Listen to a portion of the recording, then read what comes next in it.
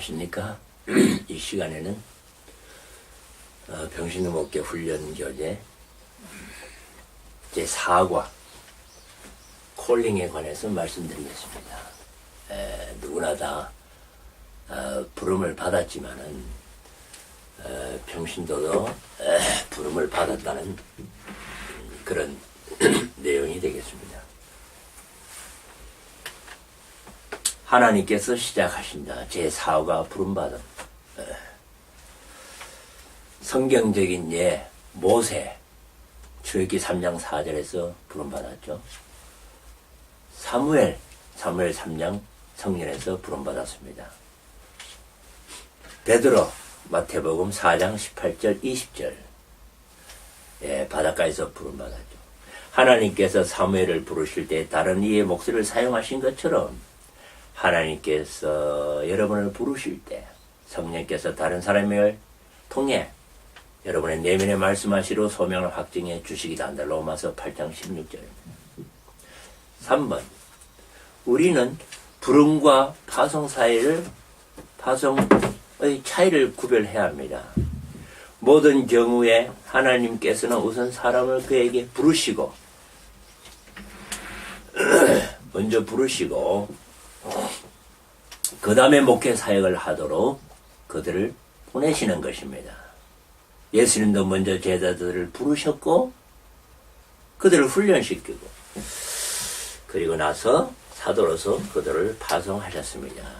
이 얘기는 제가 보니까 멜빈 목사님께서 요한 웨슬레의 예를 들어가지고 이렇게 말씀을 하신 거죠. 요한 웨슬레는 이제 그 레이 피플들 불러가지고 레이 패스터 우리가 말하는 이제 구역장 요즘 말하는 밴드 그런 거 할 때에 레이플 있죠. 평인도 설교자 할 때 일단 부름 받았느냐, 은사 받았느냐, 훈련 받았느냐, 파송되었느냐, 그런 걸 먼저 확인했다는 것이죠. 자, 강요하지 않는다. 네 번째. 교과서 108페이지에서 109페이지 나오는 건데 여러분이 이 사역에 대해서 생각해 보지도 않고 예라고 대답하지 마시고 기도해 보지도 않고 아니요라고 말하지 말라 그런 뜻이죠. 하나님께서 목양 사역에 필요한 은사를 주신다 그렇게 말씀합니다. 하나님은 모든 그리스도인에게 은사를 주신다 그 내용이죠. 고린도서 12장 4절 17절 로마서 12장 6절 8절에서 그리스도인은 이스라엘에게 특별한 은사를 받았다고 알려주고 있습니다. 이런 독특성의 본질은 다음 얘기에서 잘 나오고 있는데 먼저 보충교재 여기 8번을 보라고 하는데 보충교재 8번은 은사에 관한 것입니다. 영적 은사에 대해 신약 가르침 누가 받았느냐 모든 그리스도의 영적 은사를 받았다 그 얘기죠. 누가 주셨냐 하나님께서 주셨다. 어떤 은사? 특별한 은사다. 왜 주셨냐? 목회 사역에 사용자들 은사를 주셨다. 로마서 12장 4절, 고린도서 12장, 베드로전서 4장, 에베소 4장 7절, 8절, 11절, 12절. 은사에 관한 얘기가 하나 있는데 재미있는 얘기가 있습니다.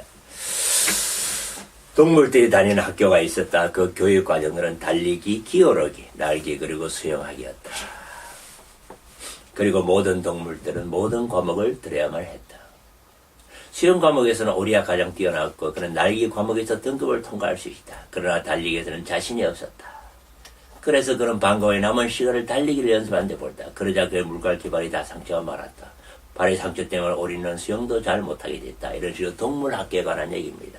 두 번째, 우리의 은사는 사용되어져야 한다. 베드로전서 4장 10절. 베드로전서 4장 10절. 세 가지 목회 은사들이 있습니다. 하나는 긍휼, mercy, no compassion, 자비, merciful, and encourage, 격려입니다. 로마서 12장 8절 나오시다. 긍휼이란 뭡니까?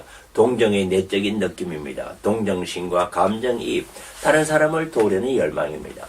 자비, 긍휼을 실제적으로 베푸는 것입니다. 격려, 용기, 확신, 격려란 것이 무엇이냐? 용기를 주고 확신, 그리고 희망으로 고무시키는 것입니다. 용기를 북돋워주거나 활기차게 하는 것이라 볼 수 있죠. 격려한다는 말로 헬라어로 권고한다, 위로한다, 격려한다 세 가지 단어의 뜻이 있습니다. 사람들 하여금 자신의 목회 은사를 발견하게 하고 목회 사역의 적절한 장소를 발견하도록 한 6단계가 있다 그럽니다. 하나님께서 도구로 쓰시도록 자신을 하나님께 기도하거나 주님께 봉사하려는 당신의 열망을 검증해보라. 가장 중요하다고 믿는 필요를 확인해보라. 봉사하는 데에서 노력의 결과를 평가해보라. 예수님께 순종으로 이끄시는 성령의 인도하심을 따르라. 다른 그리스도의 반응에 늘 민감하라. 사역은 열심히 하는데 결과가 있는지 없는지, 또 다른 사람들은 그런 사역에 대해서 어떻게 하는지 한번 그런 반응에 유의할 필요가 있다. 하나님께서 평범한 사람들을 평신도 사역자라고 부르신다. 보통 그리스도인은 종종 그들이 다른 일을 목양한 데 있어서 그는 자격이 없고 능력이 없다고 생각한다. 그러나 자격이 있는 자는 아무도 없다. 가장 위대한 사도 바울도 그 자신을 사도 중에 지극히 작은 자라 하였고 감당지 못할 자 그리고 심지어 나는 아무것도 아니다라고 고백했다. 고린도서 15장 9절, 고린도서 12장 11절. 그는 그 자신을 훈련받은 연설자로 여기지도 않았습니다. 그는 자신이 뛰어나거나 완벽해서가 아니라 The grace of God, 하나님의 은혜로 자기의 일을 했다고 말합니다. 어느 누구도 하나님의 일을 하는데 합당한 자는 아무도 없습니다. 다시 말해 바울은 그 자신이 스스로 능력 있는 자가 아니라고 선언하였지만 우리의 능력은 하나님께로부터 온다.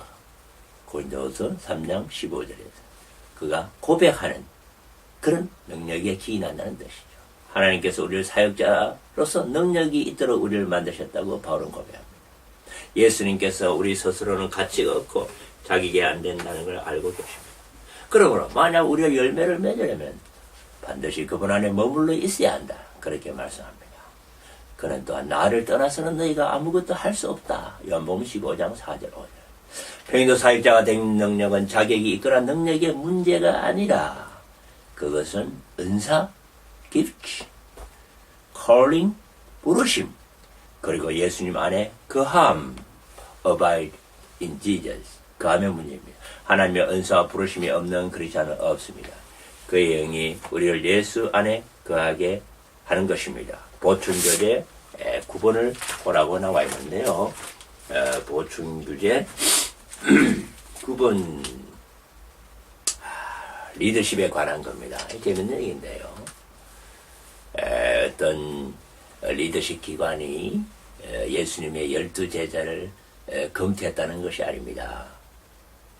받느니 요셉의 아들 예수님께 보낸 사람 요한은 경영 컨설턴트, 존귀하는 예수님께 당신의 새로운 재직에서 책임자들을 세우기에 당신이 뽑은 12명의 이력서를 잘 받았습니다. 그들 모두를 우리는 엄중하게 검토했습니다. 그리고 우리는 컴퓨터를 통한 결과뿐만 아니라 그들 각각을 개인적으로 인터뷰했는데 심리학적인 측면에서 그리고 직업적인 능력 측면에서 준비했습니다. 모든 테스트의 결과를 통보합니다. 당신은 그들 각각을 신중하게 검토해 보시기 바랍니다. 우리의 노력과 당신의 지도는 바야면 우리의 일반적인 견해를 말씀드리고자 합니다. 이것은 우리의 스태프진이 신중하게 검토한 결과입니다.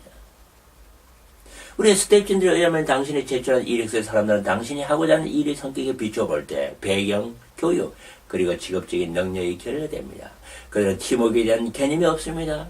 우리는 당신에게 추천하기를 계속적으로 능력 측면에서 경험이 있고 적용력이 입증된 사람들을 찾아보시기 바랍니다. 이렇게 말하면서 12제자의 문제점, 허점, 약한 부분들을 다 얘기를 합니다. 인간은 다 그렇게 부족하고 연약하다는 뜻이죠. 훈련교재 다시 돌아옵니다. 하나님께서는 특별한 일을 위하기에 평범한 그리스도인을 사용합니다. 기도는 용기를 가진 자였습니다. 그러나 그것은 그의 능력이 뛰어나서가 아니라 하나님에 대한 그의 순종 때문이었습니다. 하나님이 아모스를 예언자로 쓰시기에 부르셨을 때는 평범한 양측이었습니다. 그의 영향력은 그의 위대한 통찰력이나 운명술에 의해서가 아니라 하나님으로부터 부름을 받았다는 사실 때문이었습니다. 평신도 로버트 솔로콤은 그의 책 당신의 사역을 극대화해서 다음과 같이 말했습니다.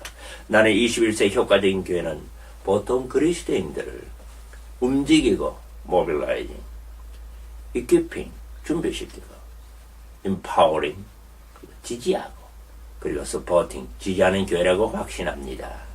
평적 사역자가 되는 능력은 뛰어난 사람이라서가 아니라 하나님의 부르심을 인식하고 그것에 대순종하는 문제인 것입니다. 평범한 사람들을 평적 사역자로 받아들이는 기준이 있습니다. 모세는 하나님을 두려워하고 신뢰할 수 있는 사람을 선택하려 했습니다. 예루살렘 교회는 어땠습니까? 성령과 지혜가 충만한 사람들을 7 사도로 선택을 하려고 했습니다.